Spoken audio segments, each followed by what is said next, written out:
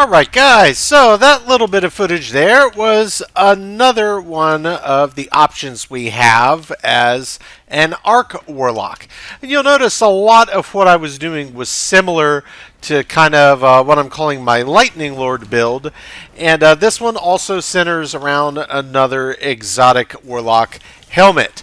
But, you know, if you didn't play for a while, or if you didn't play during the season where the helmet in the last video featured, there's a good chance that you have the one I'm using today, because this one has been around for quite a while. And it's one that most longtime players will have, and they do a lot of similar things, though they are distinctly different. The one nice thing about this one, as you could see probably pretty evidently in the video footage, was that it does give you a lot more ionic traces, and it also will give you much greater duration on your ult if you're doing kind of the Sith lightning side. So like up here, we can cast this, shadow down on everybody.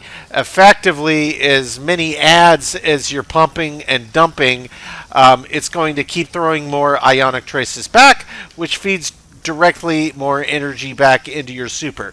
It does work best when you're in areas where there's a ton of enemies, so you can just keep pumping and dumping, but it works in other situations as well. It just takes a little bit longer to proc. So in general, I don't like this build as well as the Lightning Lord build, but if you don't have the exotic helm in question from the last build, this one will definitely work, and it's still strong, but there's multiple other really fun Arc Warlock builds. So I'm going to go ahead and get out of these guys' way. We're just going to go back to orbit, and then we're going to drill into the setup on this one. This is not going to be a super long video because this is effectively the same setup as the last. It's just that in lieu of the Fallen Sunstar exotic helm, we've got the Crown of Tempests. So let's start there. Let's start with the Crown of Tempests. You'll see I haven't used this one in a while. I haven't even bothered to increase the power on it. Doesn't really matter. But the meat and potatoes here is this ability, Conduction Tines. Arc ability or Jolt final blows increase the recharge rate of your arc abilities and extend the duration of Storm Trance. So you have multiple options here to utilize this exotic for getting energy back. One is arc ability, so grenades, melees, supers, or jolt final blows. So that's where we're still using this Brigand's Law exotic sidearm with the Volt Shot, the higher spec Volt Shot, because reloading afterwards will make it overcharged, and it will cause it to jolt on its next hit. So you can use this in tandem with this to funnel energy back. Now you'll notice that the energy came back a bit slower than with the Crown of Tempest, and in general that's true, but the flip side is you do get the extended time on your super, so that's quite nice. The Storm Trance, if you're using that setup, which I would obviously recommend with this exotic, that will extend the duration. So there were a couple little clips in there where you could see it was really seeming like it was lasting forever. That has to do with the constant feeding of the ionic traces, pumping energy back, and it just goes longer and longer and longer and longer. So this is the alternate option to mostly the same build. I still think that the Fallen Sunstar is top tier. But the Crown of Tempests is also nice. It just functions a little bit differently. So if you don't have the Fallen Sunstar exotic helm yet, which I highly recommend grinding those Master Lost sectors to try to get it. When it's on one you're comfortable, you can beat, and it's dropping the helms.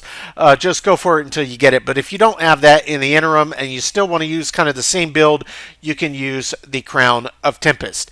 Everything else I have on this build is still the same. Though on this one, since I haven't really pumped up the energy yet, I just pumped on an arc siphon, so rapid arc weapon funnel blows will give me orbs of power, which I can use to pump into getting my ult up quicker, and then we did a strength mod so that I can use my kind of blink arc charging ability quicker.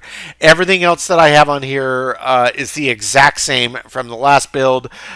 So we've got grenade kickstart, melee kickstart, our arc loader, so we can reload quicker with our arc weapon we're using constantly for proccing abilities. On our chest piece, we've got our discipline mod.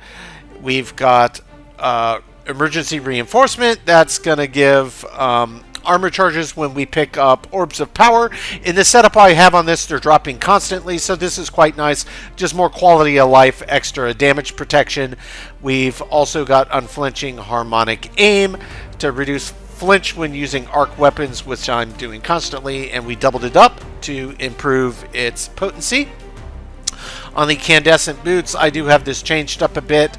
On the last build, I had Innervation. I did swap out for Invigoration. Honestly, this probably works better on the Fallen Sunstar build as well.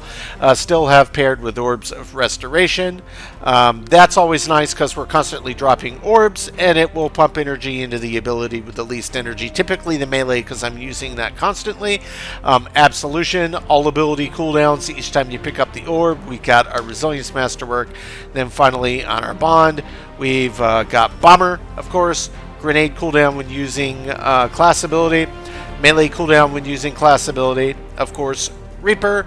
So after using class ability, it gives us more orb of power, and our resilience mod. So that's the setup.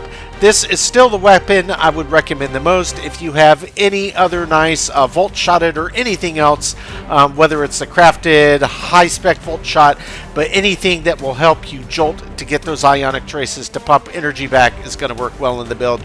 Yes, I still have Osteo on as my exotic primary, and I still have on Cry Mutiny, both of which I don't really use unless it's just a fella boss real quick, so I can get back to the quicker to kill ads and pump energy back into the build.